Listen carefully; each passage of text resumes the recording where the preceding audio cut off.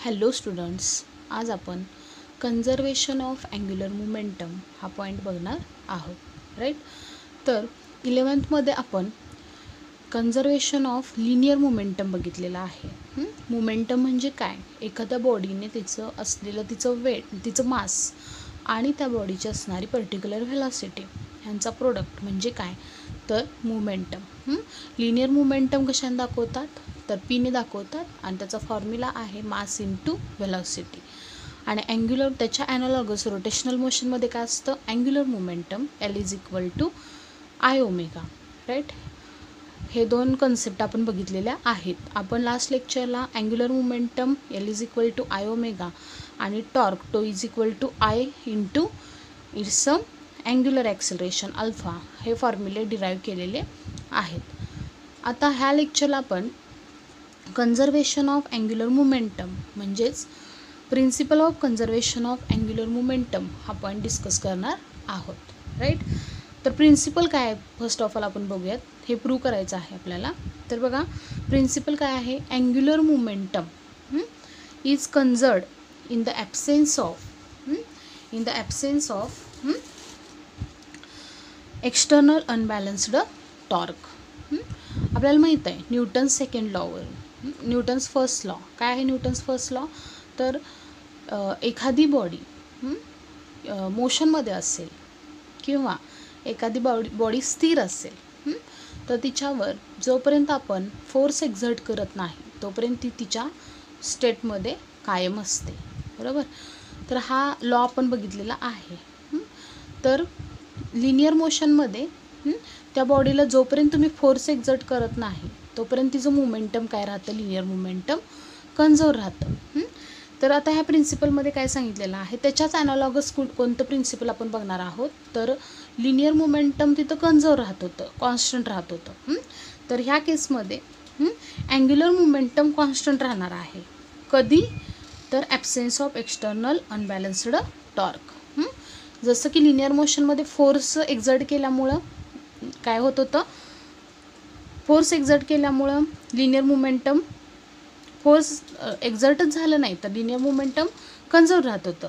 तसंच angular rotational मोशनमध्ये angular momentum constant राहणार आहे जर एक्सटर्नल अनबॅलन्स्ड टॉर्क किती असेल?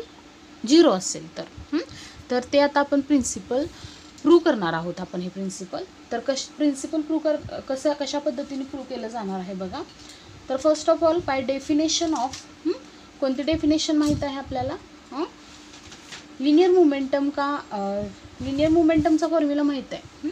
त्या पद्धतीने अँग्युलर मोमेंटम आणि लिनियर मोमेंटममध्ये रिलेशन आपण एक बघितलेलं. तर ते रिलेशन काय होतं? एल इज इक्वल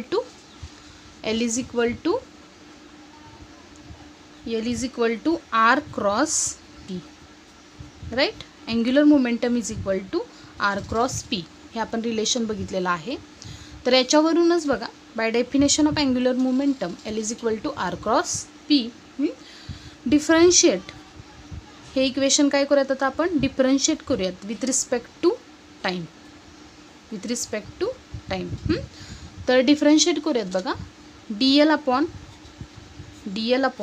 dt म्हणजे change in angular momentum with respect to time is equal to d by dt of r cross p. दोन्ही साईडचं काय घेतलं आपण? डेरिव्हेटिव्ह घेतलं. बरोबर. आता डेरिव्हेटिव्हचा रूल माहिती आहे आपल्याला, प्रोडक्ट रूल. तर प्रोडक्ट रूल काय असतो? First term into derivative of the second term plus second term into derivative of the first term हा रूल आहे. तर त्या रूलनुसार डेरिव्हेटिव्ह फर्स्ट टर्मचं काय येणार आता ह्या केसमध्ये? आर बार तसंच राहणार first term. Derivative of the second term D P upon D T. Right. Derivative of the P with respect to T. Second टर्मचं डेरिव्हेटिव्ह घेतलं प्लस आता ही टर्म तशीच राहणार. कोणती? पी बार. सेकंड टर्म तशीच राहणार. Derivative of the first term काय येणार? D r upon D T. Right. अशा पद्धतीने आपण काय केलं? डेरिव्हेटिव्ह प्रोडक्ट रूल जो होता डेरिव्हेटिव्हचा तो इथे यूज केला. फर्स्ट टर्म आहे अशी into derivative of the second term plus second term as it is into derivative of the first term, right. तर आता याच्यानंतर काय येणार बघा, पुढची स्टेप काय येणार बघा. बट वी नो दॅट, काय माहिती आहे बघा आपल्याला आता याच्यामध्ये. तर फॉर्म्युलेज बघा आता, dp upon dt we know that dp upon dt is equal to derivative of the change in momentum with respect to time according to Newton's law. काय असतो, फोर्स असतो. आणि कोणती quantity, dr upon dt the rate of change of position vector with respect to time is equal to काय असतं, velocity असते, linear velocity v, right. ह्या term आपल्याला माहीत आहेत. ह्या टर्म आपण काय करूयात, ह्या इक्वेशनमध्ये पुट करूयात. याच्याबद्दल f पुट करूयात आणि याच्याबद्दल v पुट करूयात. मग आपल्याला काय इक्वेशन मिळणार बघा, dl upon dt as it is, हे ॲज इट इज राहणार, is equal to r bar as it is into dp upon dt काय मिळाले आपल्याला, फोर्स. इथं पुट करूयात आपण force, plus p bar as it is into dr upon dt काय मिळाले आहे इथं आपल्याला, v बार मिळाले. ते इथं काय करूयात, पुट करूयात. अगेन आपल्याला अजून एक फॉर्म्युला माहीत आहे. तर p म्हणजे काय असतं, लिनियर मोमेंटम. आणि लिनियर मोमेंटम काय माहीत आहे आपल्याला, we know that p bar is equal to काय असतं, मास इंटू इट्स व्हेलॉसिटी. मग ही व्हॅल्यू इथं काय करूयात, ह्याच्यात व्हेलॉसिटी वेक्टर क्वांटिटी आहे पण मास नाही आहे, त्यामुळे बार वरती दाखवायचा नाही ह्याच्या. मग काय येणार बघा, इथं नेऊन ती व्हॅल्यू पुट करूयात. आता आपण इक्वेशन काय होणार आपलं, dl upon dt as it is equal to r bar cross f bar. पीची व्हॅल्यू काय मिळाली आपल्याला, mass into its velocity, mass as it is into its velocity, cross काय आहे इथं, व्हेलॉसिटी आहे. म्हणजे अशा पद्धतीने पीची व्हॅल्यू फक्त इथं काय नाही, मास इंटू व्हेलॉसिटी आपण पुट केली आणि अशा पद्धतीने ते मांडली. का मांडली, कारण आता या ब्रॅकेटबद्दल आता आपल्याला काय घ्यायचं आहे बघा. तर वेक्टर प्रोडक्ट जो असतो, ह्यांच्या डायरेक्शन दोघींच्या काय आहेत, सेम आहेत. तर कॅरेक्टरिस्टिक्स ऑफ वेक्टर प्रोडक्ट आपण बघितलेलं आहे. त्याच्यामध्ये कसं असतं बघा, कॅरेक्टरिस्टिक्स ऑफ वेक्टर प्रोडक्ट काय असतो, कॅरेक्टरिस्टिक्स ऑफ वेक्टर प्रोडक्ट जर घेतला आपण, v bar cross v bar cross v bar, तर तो किती येतो बघा, according to definition v into v sine theta, according to definition of vector product v into sine theta. मग साइन थिटा ह्या दोघींची डायरेक्शन काय आहे, सेम आहे. त्यामुळे थिटा काय येणार यांचा, 0. v dot v sine theta 0, sine 0, therefore v cross v म्हणजे वेक्टर प्रोडक्ट काय येणार, v cross v is equal to 0 येणार ह्या केसमध्ये. मग ह्या ब्रॅकेटबद्दल काय पुट करूयात आता आपण, 0 पुट करूयात.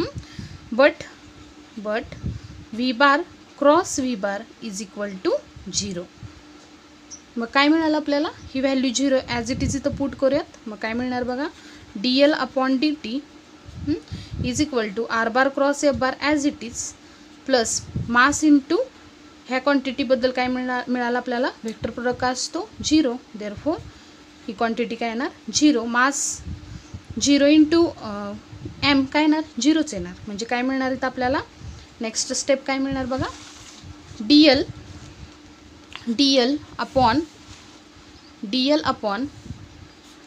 dt is equal to r bar cross f bar मिळणार. बरोबर, म्हणजे ही पूर्ण टर्म 0च होणार. म्हणजे राहणार फक्त काय, r bar cross f bar मिळणार आपल्याला लास्टला. मग हेच इथं मांडलेलं आहे. तर r bar cross f bar कशाचा फॉर्म्युला आहे माहीत आहे आपल्याला, r bar cross f bar म्हणजे काय असतं, according to the definition of torque r bar cross f bar is equal to torque असतं. मग टॉर्क इथं ॲज इट इज आपण काय करूयात, पुट करूयात. म्हणजे dl upon dt is equal to torque. बरोबर. मग काय सांगितलं आपल्याला प्रिन्सिपलमध्ये, एक्सटर्नल अनबॅलन्स्ड टॉर्क किती पाहिजे, ॲब्सेन्स आहे. ॲब्सेन्स म्हणजे टॉर्क 0 पाहिजे. टॉर्क जर 0 असेल तर ह्या इक्वेशनमध्ये टो इज इक्वल टू काय व्हॅल्यू पुट करूयात आपण, 0. म्हणजे काय मिळणार आपल्याला, dl upon D T is equal to 0. Principle according to प्रिन्सिपलवरून काय सांगणार आपण, टॉर्क कसा आहे तिथं ॲब्सेंट आहे म्हणजे टॉर्क 0 असणार. मग टो इज इक्वल टू 0 ही व्हॅल्यू या इक्वेशनमध्ये पुट करूयात. काय मिळालं मग आपल्याला, D L upon D T is equal to 0. आता इथं काय मिळालं आहे बघा, derivative of angular momentum with respect to time is equal to 0 मिळालं. आणि आपल्याला माहीत आहे डेरिव्हेटिव्ह कुणाचं 0 असतं, कॉन्स्टंट क्वांटिटीचंच डेरिव्हेटिव्ह काय येतं, 0 येतं. किंवा इथं असं पण म्हणू शकतो आपण की change D L upon D T म्हणजे काय, अँग्युलर मोमेंटमचा चेंज किती होतो विथ रिस्पेक्ट टू टाईम, तर किती आला आहे तो 0. म्हणजे अँग्युलर मोमेंटमचा चेंजच 0 आला आहे.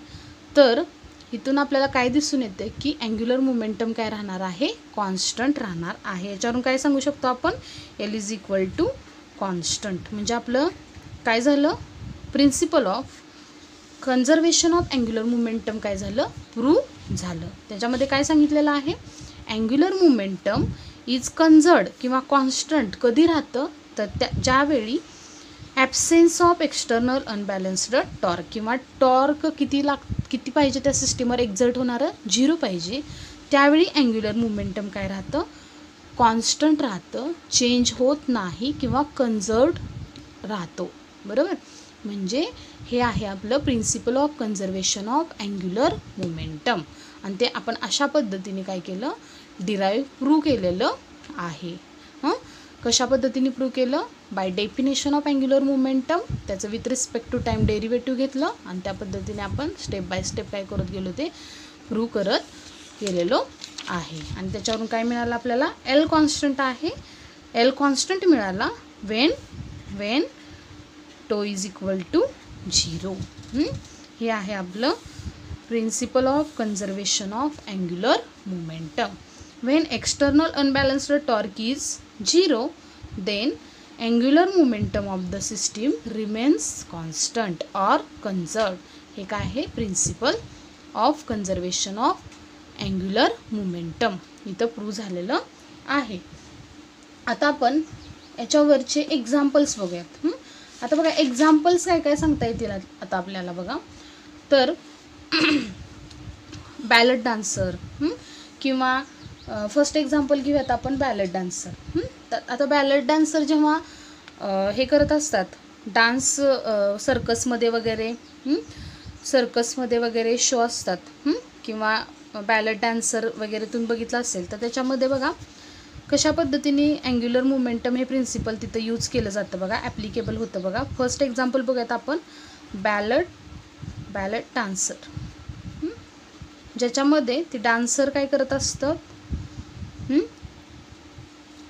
गोल गोल फिरत असतात. बरोबर, आणि त्यांचा शो काय करत असतात, त्यांचा जो तो आहे शो तो परफॉर्म करत असतात. त्याच्यामध्ये कसं सांगितलेलं आहे बघा, बॅलेट डान्सर गोल फिरत असतात.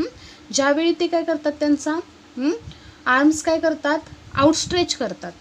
आर्म्स काय केले जातात, आउटस्ट्रेच केले जातात. आउटस्ट्रेच्ड, जेव्हा आर्म्स आउटस्ट्रेच करतात तर त्यावेळी काय होतं, तर त्यांचा मुवमेंट ऑफ इनर्शिया, त्या केसमध्ये काय होतं बघा, movement of inertia, arms outstretch केल्यात, मुवमेंट ऑफ इनर्शिया काय होणार, डिस्टन्स काय झालं, सपोज बॅलेट डान्सर आहे, बॅलेट डान्सर काय करायला लागला आहे, त्याचा शो म्हणजे डान्स परफॉर्म करायला लागला आहे, ते गोल रिव्हॉल्युशन्स असतात, रोटेशन्स असतात त्याच्यामध्ये. बरोबर, मग तो जेव्हा त्याचे आर्म्स काय करतो, स्ट्रेच करतो, आर्म्स स्ट्रेच केले. बरोबर, म्हणजे पार्टिकलचं डिस्टन्स ॲक्सिस ऑफ रोटेशनपासून काय झालं, वाढलं ना डिस्टन्स, त्यामुळे मुवमेंट ऑफ इनर्शिया काय होणार, I is equal to m r square ह्या फॉर्म्युल्यानुसार. आर जर इन्क्रीज झालं तर मुवमेंट ऑफ इनर्शिया पण ह्या केसमध्ये काय होणार, इन्क्रीज होणार. बरोबर, म्हणजे थंब जेव्हा आउटस्ट्रेच केले जातात तेव्हा मुवमेंट ऑफ इनर्शिया काय होतो, आर्म्स आउटस्ट्रेचड, बॅलेट डान्सरने जेव्हा आर्म्स आउटस्ट्रेच केले जातात then movement of inertia I increases, movement of inertia I increases. but the same time काय होणार, ओमेगा काय होणार, अँग्युलर वेलॉसिटी ह्या आउटस्ट्रेच केल्यानंतर काय होतं, मुवमेंट ऑफ इनर्शिया इन्क्रीज होतो बट व्हेलॉसिटी काय होते, डिक्रीज होते. व्हेलॉसिटी काय होते, डिक्रीज होते. व्हेलॉसिटी म्हणजेच काय असते, आपण फॉर्म्युला बघितला आहे 2πn. म्हणजे एन पण काय होणार, व्हेलॉसिटी डिक्रीज झाली तर एन पण काय होणार, एन म्हणजे फ्रिक्वेन्सी ऑफ रोटेशन्स काय होणार, डिक्रीज होणार. त्यावेळी ते गोल फिरण्याची जी फ्रिक्वेन्सी असते ती काय होते, डिक्रीज होते. जेव्हा आर्म्स काय केले जातात, आउटस्ट्रेच केले जातात. आणि सेकंड, या केसमध्ये जर तुम्ही अँग्युलर मोमेंटम घेतलं तर ते L1 असेल, राईट, L1 असेल ह्या केसमध्ये अँग्युलर मोमेंटम. आता दुसरी केस काय आहे बघा याच्यामध्येच, केस फर्स्ट म्हणूयात आपण हिला, आणि केस सेकंड काय सांगता येईल बघा. जेव्हा बॅले डान्सर काय करतात, आर्म काय करतात, फोल्ड करतात. आर्म काय केले जातात, तिथं फोल्ड केले जातात. तर आर्म फोल्ड केल्यानंतर काय होतं बघा, डिस्टन्स काय होणार आता इथं, बॅले डान्सर आहे, आर्म काय केले, फोल्ड केले, म्हणजे जवळच घेतले, अशी बॉडी फोल्ड केली. तर त्या केसमध्ये I = mr² वरून डिस्टन्स काय झालं, डिक्रीज झालं. म्हणजे मुवमेंट ऑफ इनर्शिया या केसमध्ये काय होणार, आर्म फोल्ड केल्यानंतर मुवमेंट ऑफ इनर्शिया काय झाला, डिक्रीज होणार. बरोबर, according to this formula r decrease होणार, मुवमेंट ऑफ इनर्शिया पण डिक्रीज होणार. I डिक्रीज झालं, बट द सेम टाईम काय होतं, but the same time omega काय होते, इन्क्रीज होते. ओमेगा काय होते, इन्क्रीज होते. आणि ओमेगा इन्क्रीज होते म्हणजेच फ्रिक्वेन्सी ऑफ रोटेशन पण काय होतात, इन्क्रीज होतात. कारण ओमेगा = काय फॉर्म्युला असतो, 2πn. म्हणजे ओमेगा जर वाढली तर फ्रिक्वेन्सी ऑफ रोटेशन पण काय होणार आहे, इन्क्रीज होणार आहे ह्या केसमध्ये. बरोबर, म्हणजे समजते. दोन केसमध्ये याचा अँग्युलर मोमेंटम काय घेऊयात आपण, L2 घेऊयात. बरोबर, मग according to principle of conservation of angular momentum काय राहतं, कन्झर्व राहतं. L = L2 येणार ह्या केसमध्ये. बरोबर, L1 = काय येणार आपलं, L2 येणार. का, कशा पद्धतीने येणार, कारण L = कशाचा प्रोडक्ट येणार मग इथं, I1 ω1, आणि L2 = कशाचा प्रोडक्ट येणार, I2 ω2. ही कोणती केस आहे, जेव्हा आर्म काय केलेले आहेत, आउटस्ट्रेच केलेले आहेत. आणि ही कोणती केस आहे, जेव्हा आर्म काय केलेले आहेत, फोल्ड केलेले आहेत. म्हणजे आर्म्स किंवा लेग्स काय करतात, ते फोल्ड करतात पूर्ण बॉडी. तर ह्या केसमध्ये मुवमेंट ऑफ इनर्शिया जेव्हा आउटस्ट्रेच करतो तेव्हा डिस्टन्स वाढतं, त्यामुळे मुवमेंट ऑफ इनर्शिया इन्क्रीज होतो. बट सेम टाईम ओमेगा काय होते, डिक्रीज होते. म्हणजे नंबर ऑफ रिव्हॉल्युशन्स काय होतात, डिक्रीज होतात. आणि याच्यामध्ये काय होतं, ज्यावेळी आर्म्स काय केले जातात, फोल्ड केले जातात तर त्यावेळी मुवमेंट ऑफ इनर्शिया ह्या केसमध्ये काय होतो, according to definition mr² distance काय झालं, कमी झालं, मुवमेंट ऑफ इनर्शिया डिक्रीज होणार. But the same time omega काय होणार, इन्क्रीज होणार. म्हणजेच ह्या क्वांटिटी काय करतात, तर ते कन्झर्व करून ठेवतात. म्हणजेच L काय राहतो ह्या दोन्ही केसमध्ये, कॉन्स्टंट राहतो. मग आपण असं म्हणू शकतो I ω = कॉन्स्टंट. म्हणजेच L = आणि I ω म्हणजेच L आहे. L = काय राहतो मग ह्या एक्झाम्पलमध्ये कॉन्स्टंट राहणार आहे. म्हणजे अँग्युलर मोमेंटम कॉन्स्टंट राहतं. म्हणजे बॅले डान्सरवर बाहेरून काही एक्सटर्नल टॉर्क तिथं अप्लाय होत नाही. म्हणजे टॉर्क 0 असतं त्यावेळी अँग्युलर मोमेंटम काय राहतो, कॉन्स्टंट राहतो. हे काय आहे आपलं principle of conservation of angular momentum. म्हणजे बॅले डान्सरच्या केसमध्ये हे एक्झाम्पल थ्रू आपण L = कॉन्स्टंट हे याच्यामध्ये बघितलेलं आहे. आता असंच सेम कुणाच्या बाबतीत यूज केलं जातं बघा. सेकंड एक्झाम्पल बघूयात आता आपण. फर्स्ट एक्झाम्पल बघितलं बॅले डान्सर. सेकंड एक्झाम्पल आहे diving in a swimming pool. Second example diving in a swimming pool. आता स्विमिंग पूलमध्ये जेव्हा ऑलिम्पिकमध्ये वगैरे आपण बघितलेलं आहे, स्विमिंग पूलमध्ये जेव्हा उडी मारतात, बरोबर, while on the diving board the divers stretch their body so as to increase the moment of inertia. Immediately after leaving the board, तो जेव्हा बोर्ड लीव करतो म्हणजे सोडून देतो त्यावेळी तो त्याची बॉडी काय करतो, फोल्ड करतो. म्हणजे त्यावेळी काय होणार, फोल्ड केल्यामुळे body this reduces the movement of inertia. As a result movement of inertia reduce झाला तर as a result frequency increase होते आणि ते गोल गोल गोल रोटेशन्स परफॉर्म करतात फास्ट आणि काय करतात, त्या पाण्यामध्ये उडी घेतात. बरोबर, अशा पद्धतीने हे एक्झाम्पल आहे डायव्हिंग इन अ स्विमिंग पूल. तो जो स्विमिंग पूलमध्ये उडी मारणारा जो असतो तो काय करतो, फर्स्ट ऑफ ऑल त्याचं काय करतो, उडी मारल्यानंतर मुवमेंट ऑफ इनर्शिया त्याची बॉडी फोल्ड करतो. बॉडी फोल्ड केल्यामुळे काय होतं, मुवमेंट ऑफ इनर्शिया रिड्यूस होतो, कमी होतो. आणि त्या केस मुवमेंट ऑफ इनर्शिया रिड्यूस झाल्यामुळं त्याची फ्रिक्वेन्सी काय होते, इन्क्रीज होते. म्हणजे रिव्हॉल्युशन्स, रोटेशन्स त्याच्या इन्क्रीज होतात, गोल गोल फिरतो. तो काय करतो, they can complete more rounds in air to make the show attractive. म्हणजे ते आपल्याला बघायला काय वाटतं, अट्रॅक्टिव्ह वाटतं, त्यामुळे ते तिथं तसं परफॉर्म केलं जातं. म्हणजे ह्याच्यावरून आपल्याला काय दिसतं की त्याच्यामध्ये पण एल काय राहतो, एल कॉन्स्टंट राहतो. काय राहतो, एल कॉन्स्टंट. म्हणजे अँग्युलर मोमेंटम ह्या केसमध्ये पण कॉन्स्टंट राहतं. 2 एक्झाम्पल बघितले बघा आपण. फर्स्ट एक्झाम्पल बॅलट डान्सर आणि सेकंड एक्झाम्पल काय बघितलं आपण, डायव्हिंग इन अ स्विमिंग पूल. हे 2 एक्झाम्पल आहेत. आता नेक्स्ट पॉईंट आपण बघणार आहोत. तर नेक्स्ट पॉईंट काय आहे बघा, तर रोलिंग मोशन आहे आपला नेक्स्ट पॉईंट. Rolling motion. माझ्या मते तुम्हाला principle of conservation of angular momentum समजलेलं आहे. आता आपण लास्ट पार्ट बघतो या चॅप्टरचा, रोलिंग मोशन. राईट. ह्या रोलिंग मोशन नंतर हा चॅप्टर संपणार आहे. बरोबर. Principle of conservation of angular मोमेंटममध्ये आपण कशा पद्धतीने प्रिन्सिपल बघितलेलं आहे, ज्यावेळी एक्सटर्नल टॉर्क सिस्टीमचं 0 असेल तर त्यावेळी अँग्युलर मोमेंटम काय राहतो, कॉन्स्टंट राहतो. 2 एक्झाम्पल पण बघितले आपण त्याचे. माझ्या मते तुम्हाला ते समजलं असेल. तर रोलिंग मोशन हा पॉईंट आपण चालू करण्याच्या आधी, एखादी बॉडी रोल होते म्हणजे काय होते, आता बॉल घ्या, बॉल काय होतं बघा, किंवा गाडीचे चाक घ्या. गाडीचं चाक, व्हील्स काय होतात, रोल होतात. म्हणजे गोल पण फिरतात आणि त्यांचं काय होतं, ट्रान्सलेशनल मोशन परफॉर्म होते. बरोबर. म्हणजे बॉल एखादा रोल होतो म्हणजे काय होतो, रोल होत तो कुठं जातो, असं लिनियर मोशन पण परफॉर्म करतो. आणि तो त्याच्या ओन ॲक्सिस ऑफ रोटेशन भोवती काय करतो, रोटेशनल मोशन पण परफॉर्म करतो. म्हणजे रोलिंग मोशन ही कशाचं कॉम्बिनेशन आहे, तर रोलिंग मोशन हे लिनियर मोशन आणि रोटेशनल मोशनचं कॉम्बिनेशन आहे. म्हणजे बॉल स्वतःभोवती फिरत लिनियर मोशन परफॉर्म करतो, ह्याला काय म्हणायचं, रोलिंग मोशन म्हणायचं. बरोबर. म्हणजे काय होणार आता, रोलिंग मोशनची डेफिनेशन काय येणार, rolling motion of a body is a combination of translational motion. Linear मोशनला आपण ट्रान्सलेशनल मोशन पण म्हणू शकतो.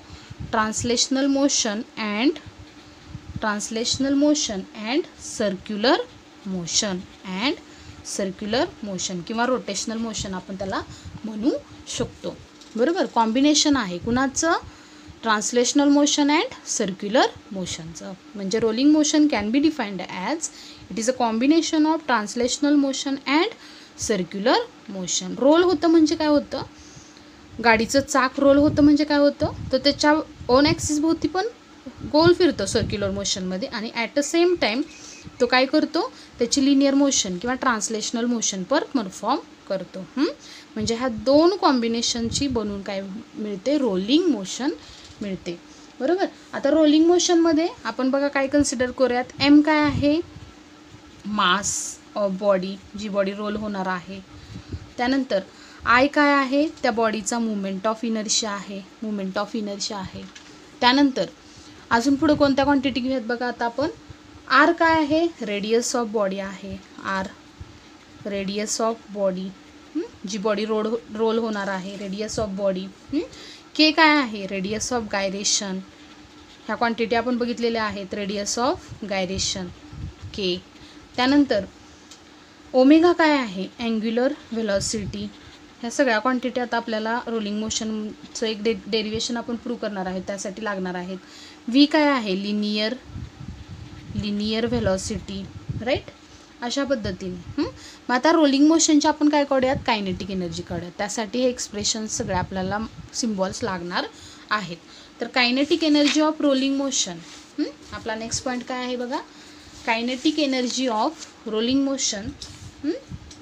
Kinetic energy of rolling body is given by, kinetic energy of rolling body is given by, कसं आता कशा पद्धतीने लिहू शकतो आपण, kinetic energy of rolling is equal to काय मिळणार आपल्याला, kinetic energy of translational plus काय मिळणार, कायनेटिक एनर्जी ऑफ रोटेशनल. बरोबर ना, कायनेटिक एनर्जी ऑफ रोटेशनल. अशा पद्धतीने फॉर्म्युला मिळणार. मग कायनेटिक एनर्जी ऑफ रोलिंग काढायची आपल्याला, रोलिंग मोशनची. तर कायनेटिक एनर्जी ट्रान्सलेशन आपल्याला माहीतच आहे, काय आहे, हाफ mv². एम कॅपिटल घेतलेला आहे आपण, त्यामुळे कॅपिटल घेऊयात. Plus kinetic energy of rotational आपण फॉर्म्युला डिराईव्ह केला आहे, ½ I². बरोबर. मग kinetic energy of rolling motion काय येणार, तर काय येणार बघा, ह्याच्यामध्ये आपल्याला काय माहीत आहे, I = mk². हा फॉर्म्युला माहीत आहे in terms of radius of gyration. त्यानंतर काय माहीत आहे आपल्याला, V = R⍵. हा पण फॉर्म्युला माहीत आहे आपल्याला. अजून काय माहीत आहे आपल्याला, तर ओमेगा ह्याच्यावरून काय लिहिता येईल, V/R असं लिहिता येईल आपल्याला, राईट. त्यानंतर आता बघूयात ह्या व्हॅल्यू ज्या मिळाल्यात आपल्याला त्या वरच्या इक्वेशनमध्ये काय करूयात, पुट करूयात. Kinetic energy for rolling motion. मग काय मिळणार बघा, kinetic energy for rolling motion = half, एमच्या जागी आता आपण काय पुट करू शकतो, mv² तसंच ठेवा, mv² as it is, plus half तसंच राहणार. आयची व्हॅल्यू mk² पुट करूयात, mk². आणि ओमेगाची व्हॅल्यू काय पुट करूयात, V/R. बट ओमेगा स्क्वेअर आहे ना, त्यामुळं V² आपण काय होणार, V²/R². राईट. अशा पद्धतीने आपल्याला ते मिळालं. आता ह्या केसमध्ये हाफ mv² इथं पण आपल्याला दिसतोय आणि इथं पण दिसतोय. मग तो काय करूयात, आपण कॉमन काढूयात, हाफ mv² कॉमन काढला. इथं काय राहणार, काहीच नाही, म्हणजे 1 प्लस इथं काय राहणार, हाफ mv² काढलेला आहे, राहणार फक्त काय, k²/R². राईट. म्हणजे kinetic energy of rolling motion काय मिळाली आपल्याला, हाफ mv² 1 + k²/R² अशी मिळाली. हा काय मिळाला आपल्याला, kinetic energy of rolling motion. किती मिळाली ती, हाफ mv² 1 + k²/R². राईट. अशा पद्धतीने अजून एक फॉर्म्युला आपण डिराईव्ह करू शकतो, kinetic energy of rolling motion. Derive म्हणजे ह्याच्यावरूनच लिहू शकतो, हाफ mv², हे R² इकडे गेल्यावर काय होणार, वरती जाणार. बरोबर. म्हणजे यांचं सॉल्व करून घेऊयात आपण, R² + k²/R². हा पण फॉर्म्युला आपल्याला मिळून जातो, हा किंवा हा यूज करा. म्हणजे ही काय मिळाली, kinetic energy of rolling motion आपण काढलेली आहे. आता आपण rolling motion on a inclined plane काढूयात. नेक्स्ट पॉईंट काय आहे बघा आपला, रोलिंग मोशन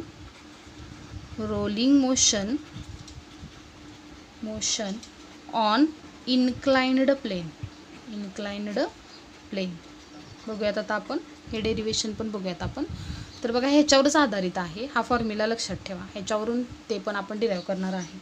तर rolling motion of inclined plane कशा पद्धतीने येणार बघा, डायग्राम. इन्क्लाइन्ड म्हणजे काय बघा, आता हे काय आहे, हॉरिझॉन्टल आहे. हा मोबाईल म्हणजे हॉरिझॉन्टल आहे. मग हा काय केला आपण, असा ॲट अ सम अँगल काय केला, असा इन्क्लाइंड केला, असा तिरका केला. बरोबर. थिटा एवढ्या अँगलने, हा थिटा एवढ्या अँगल, अशा पद्धतीने. म्हणजे ह्याला काय म्हणायचं, इन्क्लाइंड प्लेन. आणि याच्यावरून काय केलं आपण, एक बॉल असा रोल केला, सोडला. तर ती डायग्राम कशी दिसणार बघा आपल्याला, अशा पद्धतीने दिसणार, इन्क्लाइंड प्लेन. हा हॉरिझॉन्टल सरफेस, त्याला कितीने इन्क्लाइंड केलं आपण, थिटा एवढ्या अँगलने इन्क्लाइंड केलेला आहे. तर कशा पद्धतीने येणार बघा आता ही डायग्राम. इथं बॉल ठेवलेला आहे आपण सुरुवातीला, त्याची इनिशियल वेलॉसिटी किती असली या केसमध्ये, u = 0 असणार. आणि तो आफ्टर सम टाईम कुठे जाणार, तर तो असा खाली जाणार. कशामुळं, ग्रॅव्हिटेशनल फोर्समुळं. तर अशा पद्धतीने तो रोल होणार. तर रोल झाल्यानंतर किती डिस्टन्स परफॉर्म करणार, तो एस एवढं डिस्टन्स काय करणार, परफॉर्म करणार. असं मानूयात आपण. ही काय आहे, हॉरिझॉन्टल सरफेस इन्क्लाइंड केला, ही काय आहे, त्याची एच एवढी हाईट आहे. राईट. अशा पद्धतीने rolling motion on a inclined plane. एकदम सिम्पल डेरिवेशन आहे बघा. मग आता ही डायग्राम समजली असेल. ह्याच्यावरून आता आपण आता rolling motion on a inclined प्लेनवरून त्याची काय काढत आपण, वेलॉसिटी, स्पीड, आणि त्याचं काय काढायचं आता आपल्याला, ॲक्सेलरेशन. ह्या दोन क्वांटिटी आपण आता याच्या डिस्कस करणार आहोत. स्पीड एक काढायचं आहे आपल्याला v, आणि काय काढायचं आहे, ॲक्सेलरेशन काढायचं आहे. तर आता काय होणार आहे सांगा, बॉडी जेव्हा इन्क्लाइंड प्लेनमधून रोल होणार आहे त्यावेळी तिची काय होणार आहे, याच्या एवढ्या हाईटवर आहे. म्हणजे तिची काय असणार आहे, ग्रॅव्हिटेशनल पोटेन्शियल एनर्जी इथं काय असणार आहे, मॅक्झिमम असणार आहे. बट ह्या केसमध्ये जेव्हा तुम्ही बॉडी सोडणार आहात वरून खाली, बरोबर, अशी सोडणार आहात, त्यावेळी काय होणार, त्याची पोटेन्शियल एनर्जी डिक्रीज होत जाणार. But according to law of conservation of energy, potential energy decrease होणार म्हणजे कोणती एनर्जी वाढणार, कायनेटिक एनर्जी काय होणार तिथं इन्क्रीज होणार, बरोबर. म्हणजे ह्या केसमध्ये काय येणार, potential energy is converted into kinetic energy of rolling body. ही केस येणार याच्यामध्ये, रोलिंग बॉडी.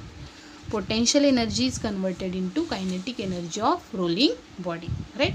मग potential energy is equal to काय मिळणार आपल्याला, potential energy is equal to kinetic energy of rolling body मिळणार, kinetic energy of rolling body.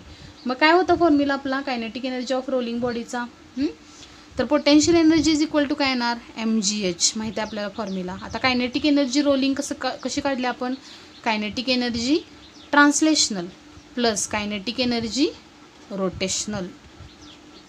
मग काय आलं आपला फॉर्म्युला, हाफ, मग अशी बघितलेच आपण हे equation, mv² plus kinetic energy rotational काय येणार, half I omega square, right.